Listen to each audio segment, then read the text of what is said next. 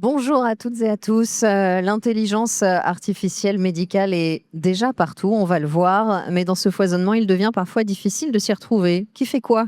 Quels outils pour quels usages? Comment distinguer par exemple une IA grand public d'une IA médicale spécialisée et puis une solution qui est aussi réellement sécurisée pour les professionnels de santé? C'est à toutes ces questions que nous allons tenter de répondre avec vous, Clotilde Petit. Bonjour. Bonjour. Vous êtes fondatrice et directrice générale de Pulse Life. Bienvenue sur le plateau de la French Care. Quand on parle d'IA médicale aujourd'hui, finalement, question très large, hein, on parle de quoi? Oui, on peut parler de beaucoup de choses différentes, hein. C'est une catégorie qui cache de nombreux secrets, de nombreux, acteurs. Donc de l'IA médicale, ça peut être aussi bien un outil de radiologie, hein, d'interprétation de radiologie. Mais, là, ce dont on nous parle, en tout cas spécifiquement là à Santexpo, c'est vraiment des assistants IA, et qui vont accompagner à la fois les patients ou les professionnels de santé. Donc il y a besoin vraiment de différencier, toutes ces catégories. Et alors justement, quand on parle de différencier, il y a des IA qui sont très grand public et puis il y a des IA médicales. Là aussi, en quoi elles sont différentes? Quels sont les... Oui, voilà, quels sont...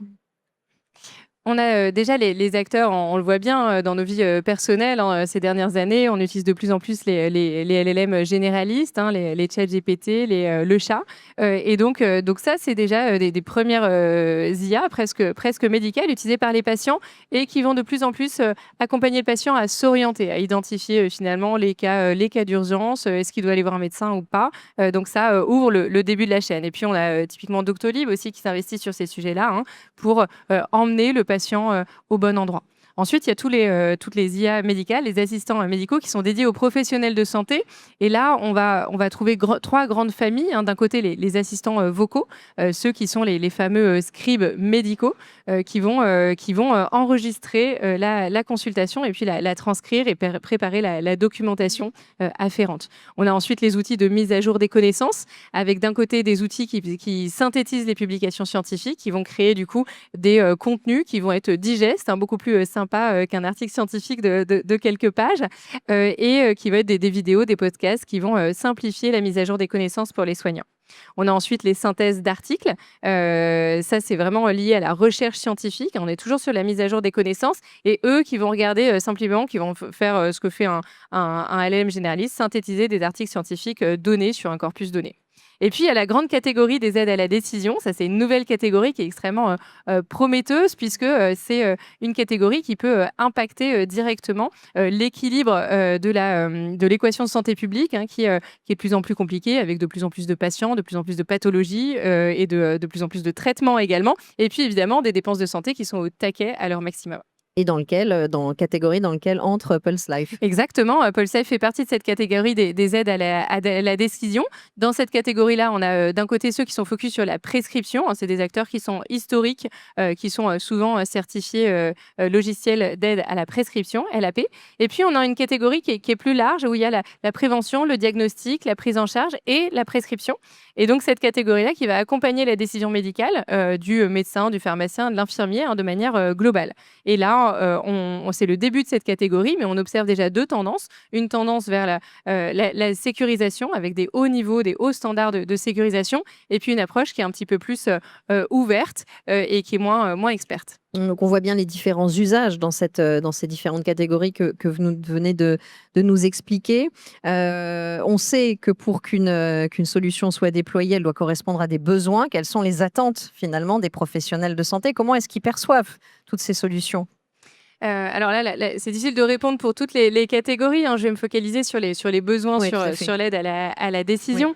Sur l'aide à la décision, il y a des enjeux qui sont immenses. Il y a déjà un enjeu de sérénité du soignant, hein, qui prend, des décisions qui sont, pointues, qui sont complexes, qui impactent directement la vie de leurs patients et donc parfois enfin même souvent, ça génère pas mal de stress et de pression et donc l'idée, c'est déjà de retrouver de la sérénité dans la décision en étant sûr de sa décision.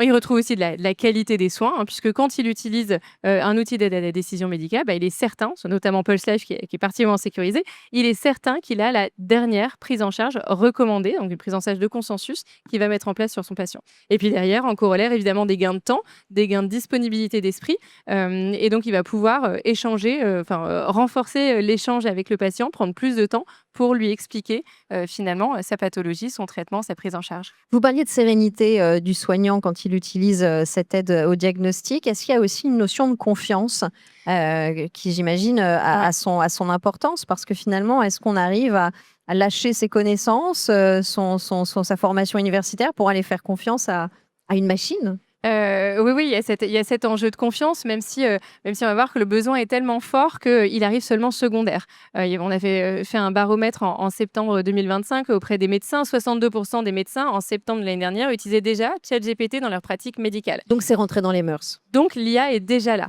En revanche, 94 regrettent le manque de sécurité de ChatGPT. Donc, on voit qu'il y a un besoin immense, la place est là, mais il y a besoin de sécurité. Donc, nous, on a lancé début décembre l'IA Pulse Life sécurisée, qui tend vers zéro hallucination. Grâce à notre expertise de la connaissance médicale, on a la capacité à avoir une approche hyper sécurisée.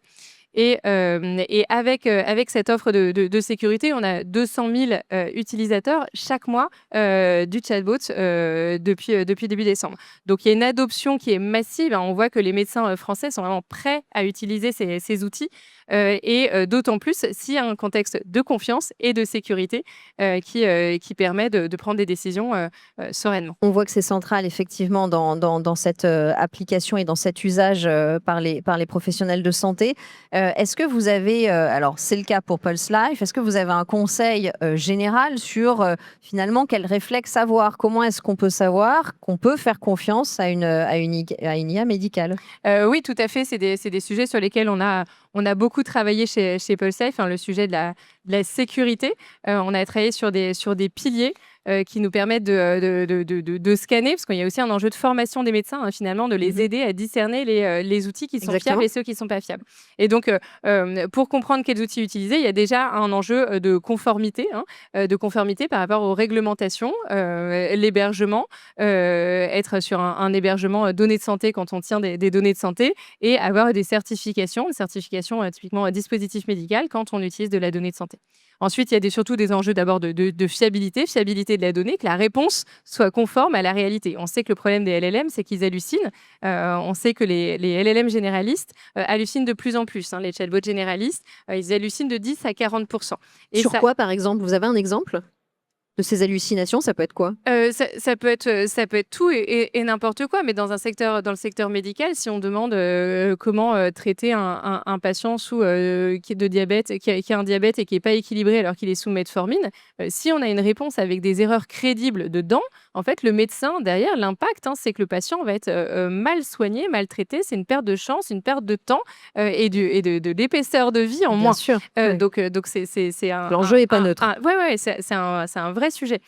Donc la fiabilité de la réponse, c'est un élément qui est clé. Il faut rendre disponibles spécifiquement les sources. Donc, l'enjeu de la source est très important. Il faut avoir une base propriétaire qui soit finie, parce qu'en fait, le problème de ceux qui s'appuient sur comme un chat GPT sur l'ensemble du web, c'est que c'est finalement les sources Reddit, Wikipédia ou YouTube qui sont les plus citées. Voilà, il y a les enjeux de transparence également, d'expliquer ce qu'on fait et puis laisser la connaissance aux médecins. Quand on apporte des réponses aux médecins sur la prise en charge, il faut s'efforcer de lui laisser les clés du camion et le laisser décider. Et donc ça chez nous, on l'a traité avec une réponse qui est en 2 parties, avec une synthèse et un argumentaire qui est assez long. Et chaque phrase est sourcée à la ligne pour permettre de challenger chaque phrase et vérifier effectivement ce que l'IA lui dit. Finalement, la souveraineté, on n'en a pas encore parlé, mais sur notre marché, c'est un sujet qui est extrêmement important. On voit à quel point, en tant que citoyen, la géopolitique s'est tendue ces derniers mois. On a besoin de rester en France maître de nos données de santé, maître de notre médecine aussi d'exception. On a une médecine française qui est extrêmement forte, et donc on a besoin d'avoir des corpus de documents qui sont localisés. C'est-à-dire qu'un médecin français, il prend en charge un patient avec la médecine française, pas avec la médecine américaine, pas avec la médecine espagnole. Et quand un médecin utilise ChatGPT pour prendre en charge son patient, il utilise une médecine mondiale et américaine pour prendre en charge son patient. Et finalement, en quoi c'est gênant, par exemple, de prendre une médecine américaine ou espagnole pour soigner un patient français? Qu'est-ce que ça peut entraîner? Il y a plusieurs choses. Au-delà Déjà, d'une souveraineté nationale. c'est pas la même population, hein, les recommandations américaines vont être adaptées à la population américaine. On a une population qui est pas tout à fait les mêmes, hein, que ce soit, en ethnie ou tout simplement en poids moyen, des Français. Donc ça, c'est une problématique. Ensuite, donc les études qui sont faites, en France correspondent à notre population, Mmh. mais correspondent aussi à notre politique de santé publique, et à nos enjeux de remboursement et de, parcours patient. Les parcours sont pas les mêmes aux US, les remboursements sont pas les mêmes, les assurances sont pas les mêmes et donc c'est un vrai problème parce que c'est pas comme ça Les qu'on est pris en recommandations, charge du chez coup, nous. sont pas les mêmes. Ouais, Ouais. tout à fait. Il me venait une question en vous entendant et on va revenir sur cette problématique de la souveraineté en conclusion. Vous parliez d'un certain nombre d'usages, 200 000 je crois. Ouais, chaque mois. Est-ce que, finalement, cette aide au diagnostic, ça intervient pour un soignant pendant la consultation face au patient ou bien après? Ouais. Ça m'intéresse de rentrer dans ce détail. Et c'est très intéressant comme question parce qu'on a analysé justement, tous ces prompts qu'on a eu, depuis ces derniers mois et on a 4 types d'usages et on va voir que ces usages dépendent vraiment du temps clinique du médecin. Donc il y a autant d'usages que de médecins. Il y a les jeunes médecins, digitalisés qui vont prompter pendant la journée pour vérifier, ils savent qu'ils ne savent pas. Ils vont avoir des doutes et ils vont, questionner, finalement, l'outil pour être sûr de prendre la bonne décision et les soirs et week-ends, ils vont utiliser encore Pulse Life pour aller étendre leur champ de connaissances. Donc aller revenir: «Attends, la prise en charge de l'endométriose, j'ai besoin de me faire un point, c'est quoi?» et cetera. Ensuite, on a les, praticiens hospitaliers qui vont, poser des questions, sur des cas extrêmement complexes pendant leur consultation. Donc ils vont prompter sur 5-6 lignes, des cas très, très complexes, pour, orienter leurs décisions. On a les médecins de garde, ceux qui sont isolés, ceux qui sont, tout seuls à garder l'hôpital la nuit et qui doivent prendre des décisions urgentes. Donc eux, ils promptent très, très rapidement, très peu de mots-clés, ils ont une réponse, ils s'en vont, rapidement. Et puis finalement, le médecin de famille qui a des questions, beaucoup plus ouvertes sur la prévention ou sur le suivi et qu'on ne retrouve pas sur les autres, typologies. Donc autant d'usages que de médecins, autant de besoins, parfois, directement, face aux patients et parfois en étant la recherche, hein, pour de la formation, plus continue. Merci pour ce panel un peu de toutes ces solutions IA, en IA, médicale. Vous avez, abordé, très rapidement au départ, la problématique du coût, d'une manière générale, sur la soutenabilité du système. En quoi une appli, une IA médicale et notamment avec l'exemple de Pulse Life peuvent agir sur cette problématique de la soutenabilité de notre système de santé? Ouais, on sait qu'en France, il y a des problématiques sur la prescription des inhibiteurs, de pompe à protons, les IPP, puisqu'ils sont encore, extrêmement prescrits alors que les recommandations, officielles, hein, des sociétés savantes, hein, donc tous ceux qui ont pignon sur rue, recommandent de, finalement assez peu, les prescrire et donc aujourd'hui, il y a des médecins qui ne suivent pas les dernières recos parce qu'ils sont peut-être pas au courant, parce que, c'est pas leur pratique et donc avoir un outil d'aide à la décision, médicale intégré dans leur dossier, en fait, ça leur permet, à tout moment d'aller, être challengés sur leurs pratiques et s'assurer qu'ils aient, effectivement, qu'ils suivent les dernières recommandations, et qui, proposent la médecine à l'état de l'art, hein, la meilleure médecine pour leurs patients et donc ça implique du coup une déprescription des IPP sur lesquels, tous les citoyens français sont finalement gagnants. C'est un exemple très concret. Merci beaucoup, Clotilde Petit, pour cette conversation autour, de Pulse Life et des solutions d'IA médicale. Merci. Merci la French Care.